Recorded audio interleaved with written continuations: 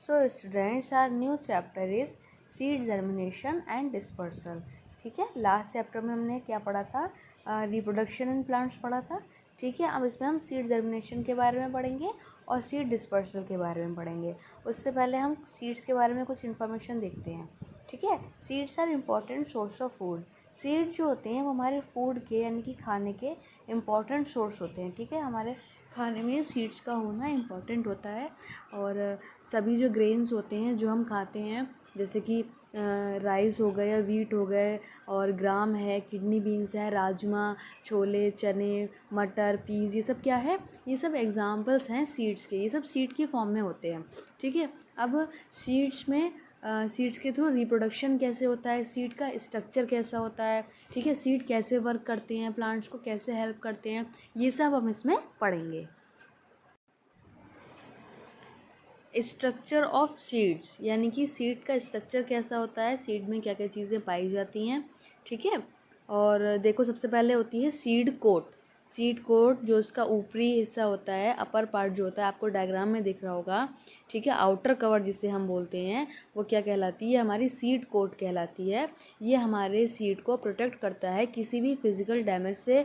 अगर कोई भी चीज़ उसे डैमेज करना चाहती है या कुछ भी डैमेज उसमें होता है तो सीड कोट उसे रोक लेती है। ठीक है, फिर होता है हाइलम। हाइलम क्या है? हाइलम एक छोटा सा ओपनिंग पॉइंट होता है जो क्या करता है? वाटर एब्जॉर्व करता है। आप डायग्राम में देख रहे होंगे, सीड्स में बीच में एक छोटा सा पार्ट है जिसे क्या नाम दिया गया है? हाइलम। और वो क्या करता है? वाटर को एब्जॉर्व करके रखता है। कोटलोडियंस क्या होते हैं? If we remove the seed coat it reveals the fleshy part of the seed. यानी कि अगर हम सीड कोट हटा देते हैं किसी बीज की तो हमें एक फ्लैशी पार्ट दिखाई देता है बीज का, जिससे कोटलोडियंस कहा जाता है। ठीक है, और इसमें कुछ फ्लैशी पार्ट्स या सीड लीव्स भी होती हैं, इसे सीड लीव्स भी कहा जाता है।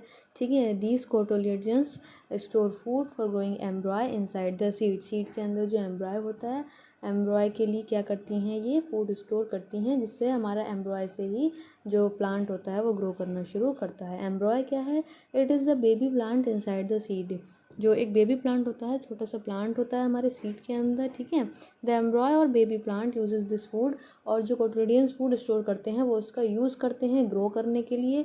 ठीक है, बढ़ने के लिए। After the food from the cotyledons it use young plant continue making its food from through photosynthesis. उसके बाद जब ये बेबी प्लांट ग्रो करना शुरू होता है, उसमें लीव्स और स्टेम सब आगे बढ़ना शुरू होता है, उसके बाद जो लीव्स होती हैं उनके थ्रू फोटोसिंथेसिस का वर्क किया जाता है, जो प्लांट्स के लिए फूड बनाती हैं। एम्ब्रॉय में दो पार्ट होते हैं, प्यूमल और रेडिकल। ठीक है, डायग्राम में देख रहे होंगे आप, एम्ब्रॉय में दो पार्ट दिए गए हैं, रेडिकल और प्यूमल। रेडिकल जो है बेस पार्ट जो है वो रेडिकल है, जहाँ वो आगे बढ़ना शुरू हो गया है वो पार्ट क्या कहलाता है? प्यूमल कहलाता है। ठीक है, रूट पार्ट जो है, जो रूट से डेवलप होता है, दैट इज़ रेडिकल। और जो जहाँ से हमारा बेबी प्लांट थोड़ा आगे ग्रो होना शुरू हुआ, डेवलप होना शुरू हुआ, उसे प्यूमल कहा जाता है। ठीक है, और जो हमारी जर्मिनेशन की कंडीशन होती है, जर्मिनेशन यानी कि मैंने बताया था एक सीड से प्लांट बनने की जो कंडीशन होती है, ठीक है, उसके लिए भी कुछ कंडीशंस होती हैं जिससे जो सीड है वो प्लांट में ग्रो करना शुरू करता है। अब जो सीड्स हैं वो भी हमारे दो टाइप्स के होते हैं, मोनोकोटिलिडियंस और डाइकोटिलिडियंस। ठीक है,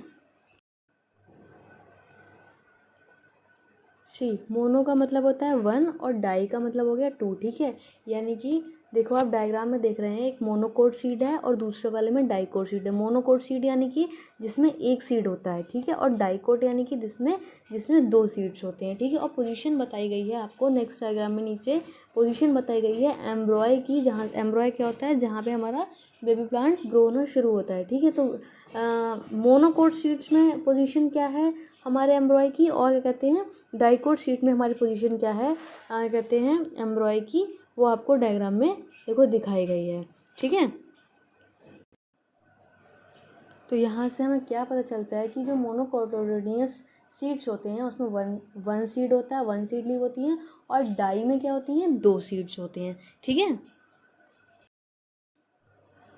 नेक्स्ट है हमारा जर्मिनेशन।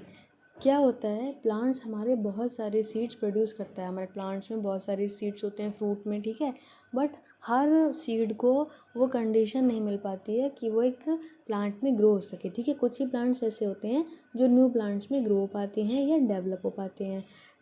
कुछ सीड्स एनिमल या बर्ड्स के द्वारा खा लिए जाते हैं, ठीक है। कुछ ख़राब हो जाते हैं, डैमेज हो जाते हैं, कुछ वेस्ट हो जाते हैं, ठीक है। तो कुछ ही कंडीशंस होती हैं, जैसे कि उन्हें प्रॉपर वाटर दिया जाए, प्रॉपर एयर दी जाए, ठीक है, प्रॉपर सनलाइट मिले, तभी जो सीड्स है वो एक न्यू प्लांट में ग्रो करेगा, ठीक है। जर्मिनेशन का जो प्रोसेस है वो यही कहता है कि एक सीड से एक बेबी प्लांट बनने में का जो प्रोसेस है वो जर्मिनेशन है। और एक सीड से एक बेबी प्लांट तभी बन सकता है जब उसको प्रॉपर वाटर दिया जाए, एयर दिया जाए और सनलाइट प्रोवाइड की जाए, ठीक है। देखो लिखा है वाटर में the food is cotyledon is store in dry condition, water is required to dissolve the dry food from embryo. Water जो होता है वो नेसेसरी होता है, ठीक है। एयर क्या करती है, air the seed needs energy during germination. Germination के दौरान क्या चाहिए होती है, एनर्जी चाहिए होती है, जो एयर है वो प्रोवाइड कराती है, ठीक है। पूरी रिक्वायर्ड जो उसको एनर्जी होती है वो एज अ ऑक्सीजन उसको प्रोवाइड कराती है एयर। वार्मेथ सनलाइट के थ्रू हमको क्या उसको क्या मिलता है, प्लांट को वार्मेथ मिलता है, ठीक है। 20 से 30 डिग्री का जो सेल्सियस का जो टेम्परेचर है और वो क्या होता है उसके लिए कंपलसरी होता है। ना ज़्यादा हाई टेम्परेचर उसके लिए सही है सीड के लिए और ना ज़्यादा लो टेम्परेचर, ठीक है। The embryo inside a seed can rest without growing for a long time. The seed starts growing when it gets all the right condition. The process by which a plant grow from a seed is called germination. देखो यही बताया मैंने अभी आपको कि जो एम्ब्रॉय है उसको प्रॉपर कंडीशन चाहिए होती है सीड से प्लांट बनने के लिए, और वो सही कंडीशंस के दौरान ही जो प्रोसेस होता है वो जर्मिनेशन कहलाता है, जिसमें एक सीड जो है वो प्लांट बन जाता है, ग्रो करना शुरू करता है। लेकिन कुछ सीड्स ऐसे होते हैं जिन्हें प्रॉपर कंडीशंस नहीं मिल पाती हैं, प्रॉपर एयर वाटर वार्मथ नहीं मिल पाता है, तो क्या होता है जो सीड होता है वो स्लीपिंग फॉर्म में, रेस्ट फॉर्म में चला जाता है। उसे क्या कहा जाता है, सीड डोरमेंसी कहा जाता है, ठीक है। अब आता है प्रोसेस ऑफ जर्मिनेशन। जर्मिनेशन का जो प्रोसेस होता है वो होता कैसे है, ठीक है। यानी कि एक सीड से एक प्लांट बनने का जो प्रोसेस है वो होता कैसे है। सबसे पहले क्या होता है, during germination when the seed receives adequate water it swells. जब बीज को प्रॉपर वाटर पानी मिलना शुरू होता है तो वो क्या करता है, स्वेलअप करता है, फूलता है, ठीक है। बस्टिंग के बाद क्या होती है, उसकी सीड को हट जाती है, ठीक है। उसके बाद वहाँ से एक बेबी प्लांट निकलना शुरू होता है, इसे क्या कहा जाता है, सीडलिंग कहा जाता है। लिखा है देखिए, this lead to the bursting of its seed coat and giving rise to the baby plant called seedling. यानी कि स्वेलअप होने के बाद जब उसकी सीड कोट बर्स्ट हो जाती है, वहाँ से एक बेबी प्लांट ग्रो होना शुरू होता है, दिस इज़ कॉल्ड सीडलिंग, वो सीडलिंग कहलाता है। अब सीड के अंदर जो डेवलप एम्ब्रॉय होता है वो क्या करता है, फूड लेता है, कहाँ से, कोटलोडियन से, ठीक है। उसके बाद बेबी प्लांट वहीं से डेवलप होना शुरू होता है। उसकी जो रूट्स हैं, जो रेडिकल डायग्राम में देख रहे हैं आप, रेडिकल जो है वो ग्रो होना शुरू होती हैं, बढ़ना शुरू होती हैं, but down into the earth की तरफ, ठीक है। और एक इसका दूसरा पार्ट होता है प्यूमिल, जो बढ़ना शुरू होता है ऊपर सनलाइट की तरफ, ठीक है। देख रहे होंगे आप, जो प्यूमिल है वो ऊपर की तरफ बढ़ रहा है और जो रेडिकल है वो ज़मीन की तरफ, ठीक।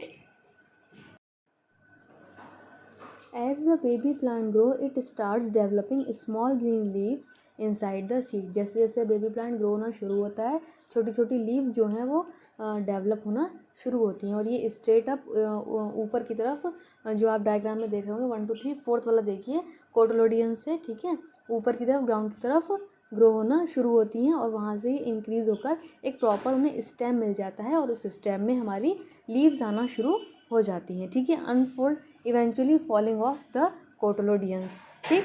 फाइनली क्या होता है, एक mature plant does not show the cotyledon because they shrink and disappear as the food store in the consumed by the baby plant while growing up. So finally क्या होता है, जब हमारा जो स्टेट उसमें शेप में ग्रो होना शुरू हो जाता है जब बेबी प्लांट, तो कोटोलिडियन जो होता है वो धीरे धीरे श्रिंक हो जाता है और झड़ना शुरू हो जाता है, ठीक है। देख रहे होंगे आप लास्ट डायग्राम में क्या हो गया, कोटोलिडियंस बिल्कुल आपको डिसअपेयर हो गया है, ठीक है, श्रिंक हो गया है, गायब हो गया है, ठीक है। डिसअपेयर मीन्स गायब हो गया, और वहाँ से हमारा जो कहते हैं सीड था वो बेबी प्लांट में ग्रो होना शुरू हो गया।